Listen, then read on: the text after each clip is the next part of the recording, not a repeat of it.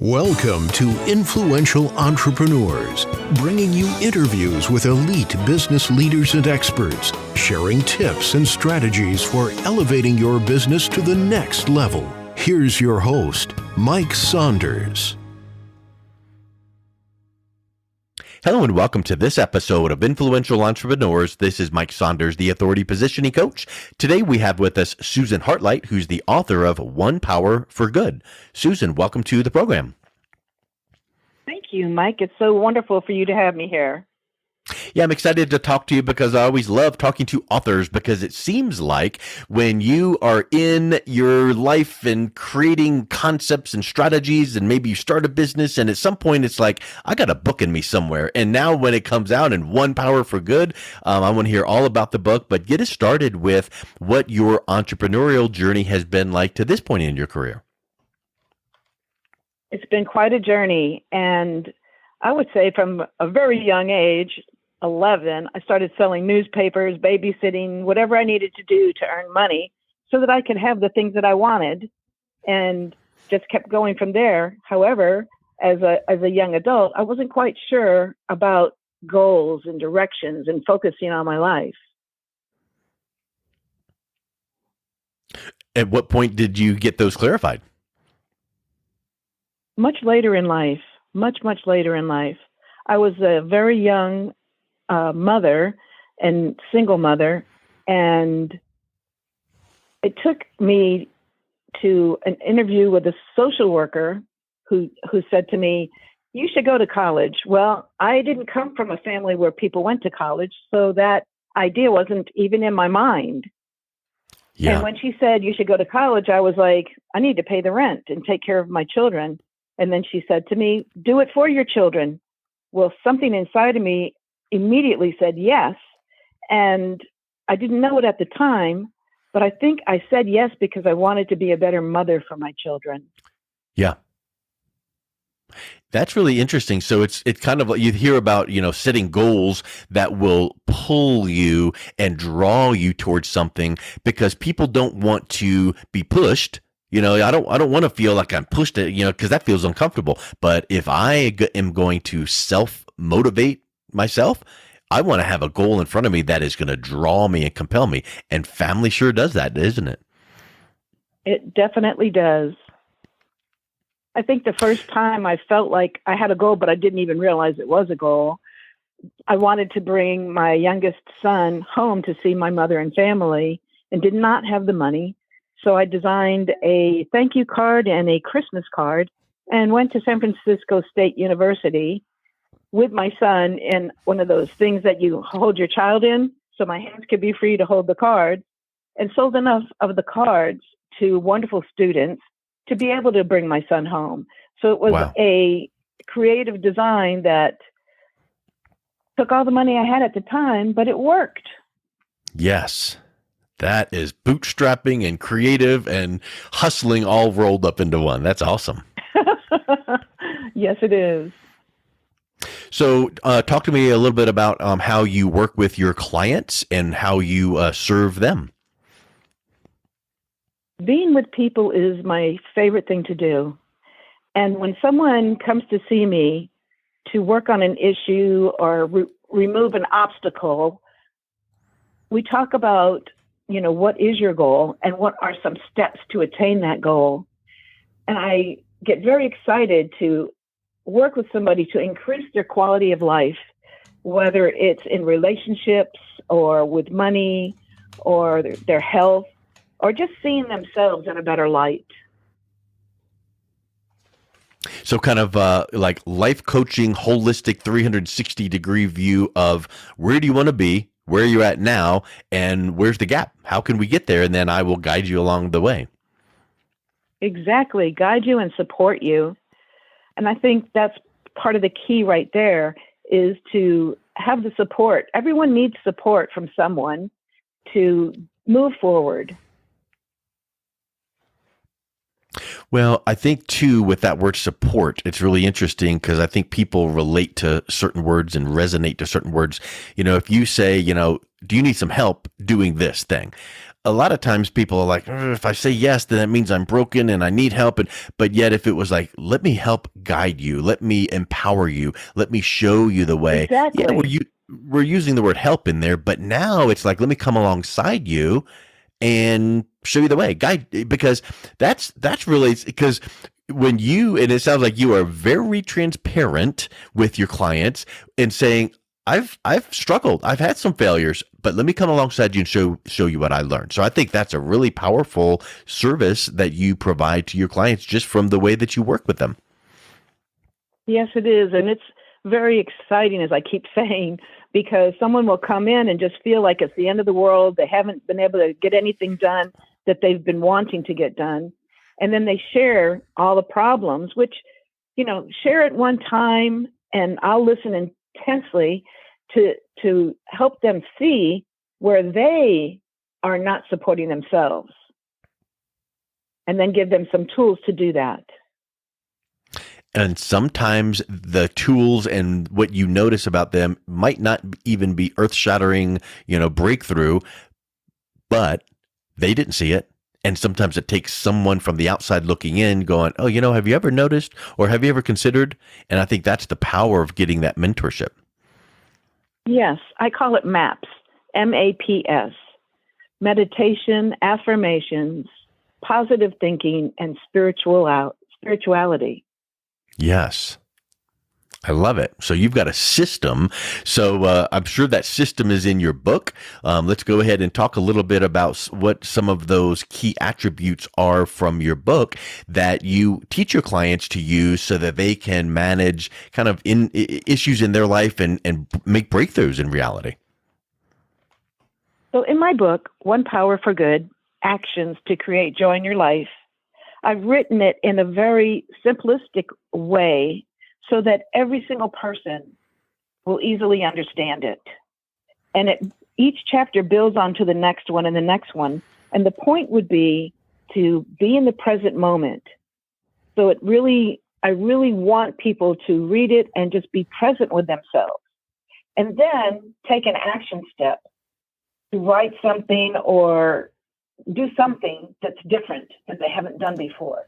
It might be as simple as, I'm coming home from work and I'm used to going on this highway, this exit, this driveway. So what if you took a different road? What if you passed your house and saw something that you never would have seen if you would have just drove into your driveway? So breaking the cycle of the mundane routine, you become alive. And that's where it starts. Yeah. Fresh perspectives. Exactly. Yes. Yeah, I love that. I think that's really that's a great piece, because sometimes you feel like when you go take a trip somewhere and maybe you work in another city for a couple of weeks, you kind of get into a new routine and it kind of gives you a little bit of a fresh start. Well, why not do that without having to take a trip or relocate? Do it right now and get that kind of awareness happening, that like you said, with the meditation and noticing what right now is. I think that too many times people focus on the future or the past and they ignore the gift of now, which is the present. That's all we really have, is this moment here. We can choose to think about the past. It might make us happy, it might make us sad. We can choose to go into the future. It might make us happy to have a thought of what we want to create and manifest from our desires. It might make us sad that a person that we loved isn't going to be in the future with us. But in the present moment, that's where the magic is. So when you are working with your clients, I'm sure that it helps to share with them some failures or breakdowns you've experienced, either personally or professionally, or both. Tell us a little bit about some of those in your career and how that you explain those to your clients. My entire life, I wanted to be an author. I didn't really know what it took to be that.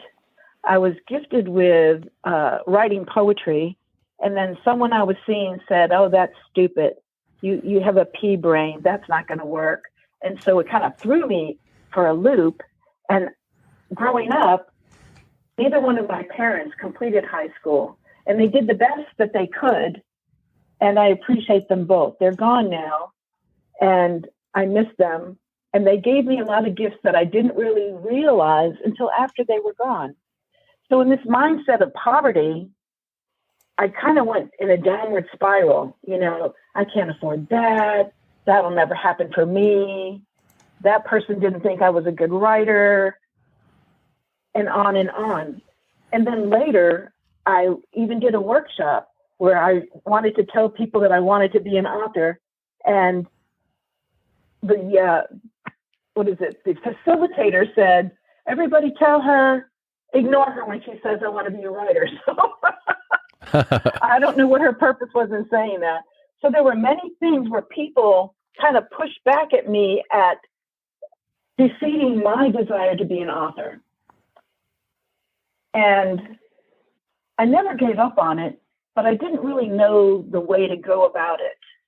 And then in college, I found that writing really comes easy for me, and it really helped me with schoolwork. I think the main thing for me in failing was how I was thinking about myself. What am I able to do? And what am I not able to do? So I had to unlearn all the thinking inside of my own head. And after a lot of different struggles, I came upon a book by Wayne Dyer. And what was the book? It was Wayne Dyer's, oh my goodness, I can't think of it right now. But it's about your thoughts and thinking positive. Mm-hmm. And I hope I can edit that. And then I came upon Louise Hay, You Can Heal Your Life. So things started coming into my world that helped me to start changing the way I think. And then I just started moving forward. And later on in my education, I published poetry in the college literature book that they put out. And just kept that dream in the back of my mind that one day I'll write about my life, one day. And lo and behold, I meet Raymond Aaron, publisher, a best-selling author, and he teamed up with Jack Canfield. I went to their seminar, which was entitled The Power of Wow. Yeah. It was a lot of fun. I don't know how many times Raymond Aaron said wow, and he had us say it as well.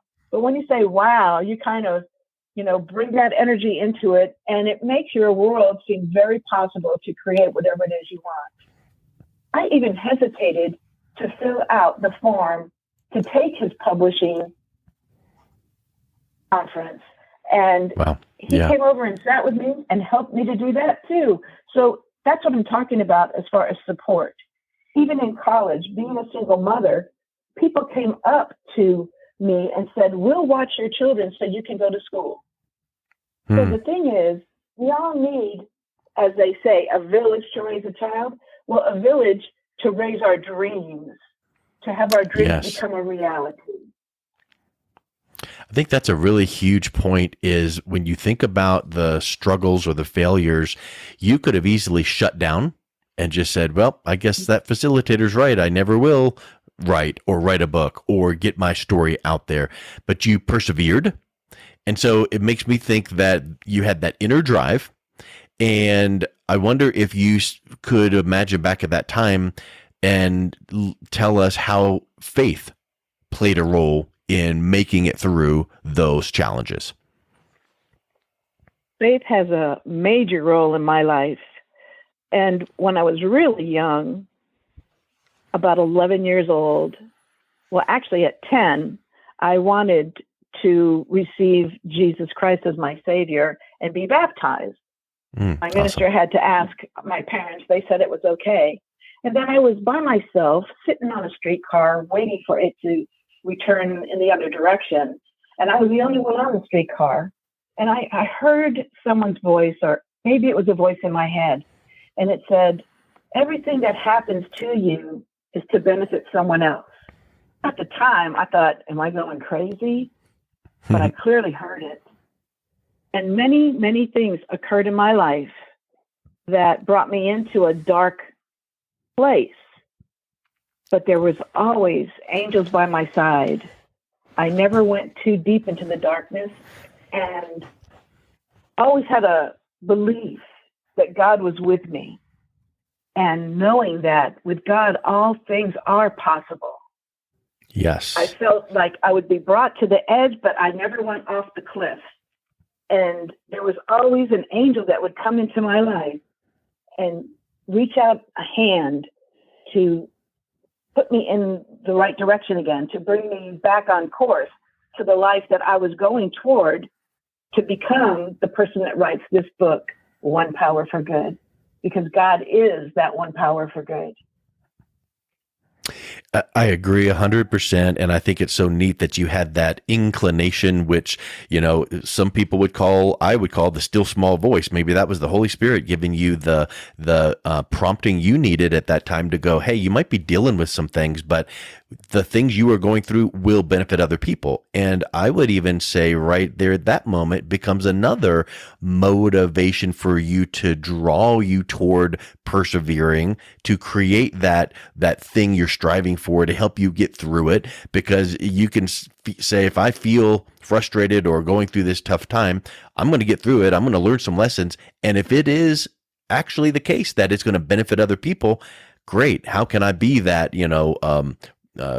clay pot on the potter's wheel? So that's a really powerful message, that faith plays a role in your breakdowns, challenges, and then helps lead you to even more success. So talk a little bit about now, when you can look back on your life and say, I've experienced challenges and some breakdowns, and faith has helped me through that. How did overcoming those challenges help lead you to even more success? Did you notice that maybe at first you would be really cautious and fearful of the next hurdle, but every single one you got through gave you a little bit more confidence, things like that?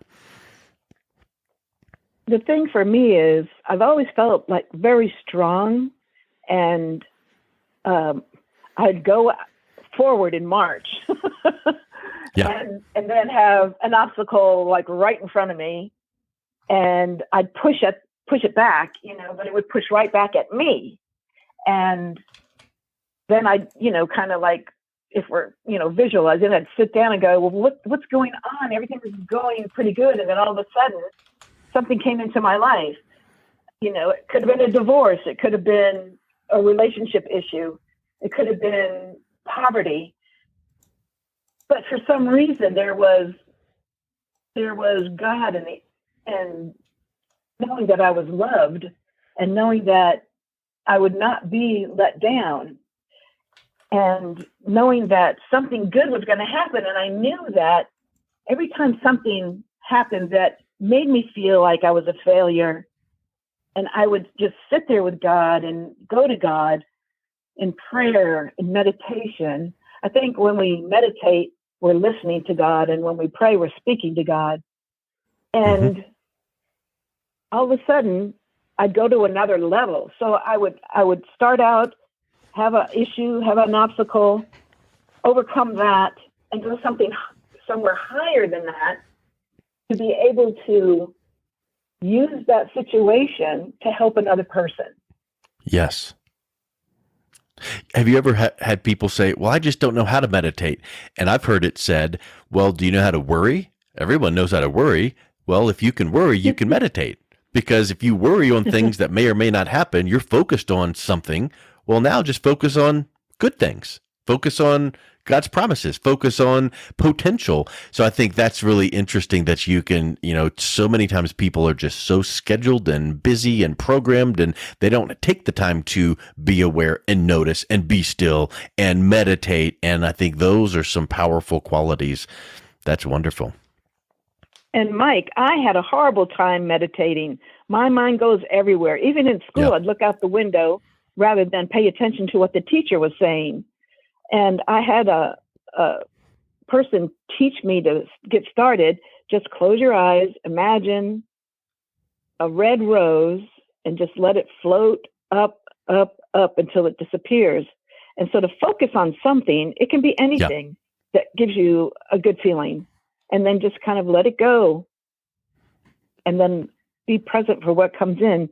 It may just look like a blank screen, but it's energy that is there with you, that is who you are, one with God. I love it.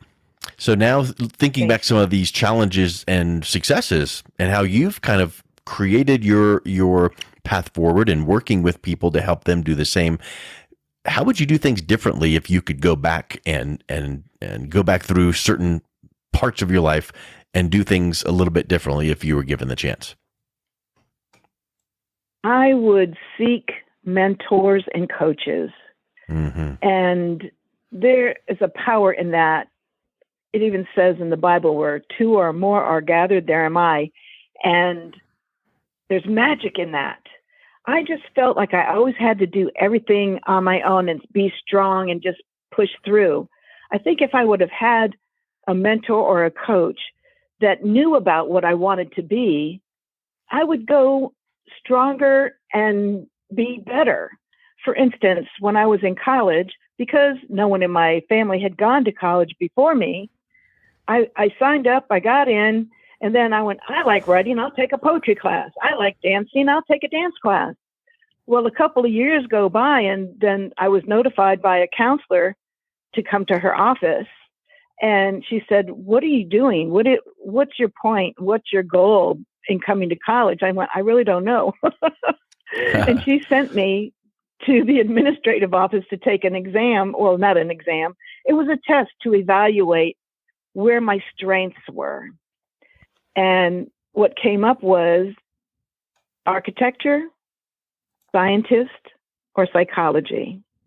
Well, I really connect with people, so I wanted to do psychology. And once I had that, that became my goal.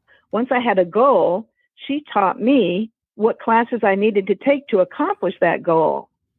It was a community college, and so I took all the courses I could take in psychology, and then all the courses that they needed me to take, so I would get the AA degree.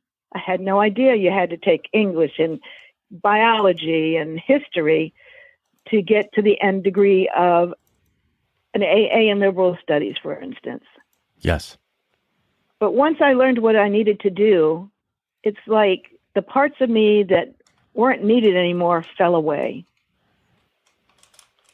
And I became more adept and powerful at going toward that. And I found out that not only did I really love to learn, I was really good at it. Yes, that's awesome. So let's wrap up with this, Susan. You've overcome struggles. You've learned lessons. You've solidified your purpose.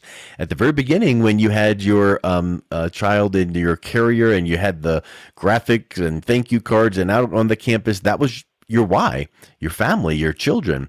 Have you noticed that your why has not changed and disregarded your family, but have you added or amplified or layered in extra elements to your why?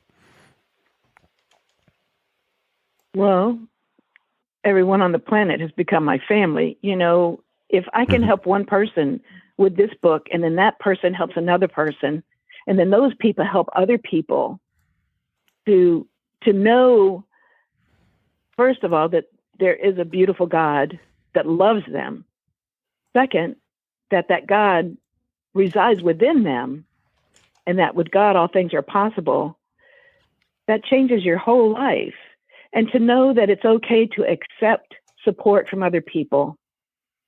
And it's called love. You know, when you want to when your child wants to have a lemonade stand and your neighbors know about it, they all want to help. Somebody might build the stand. Somebody might give the lemonade mix.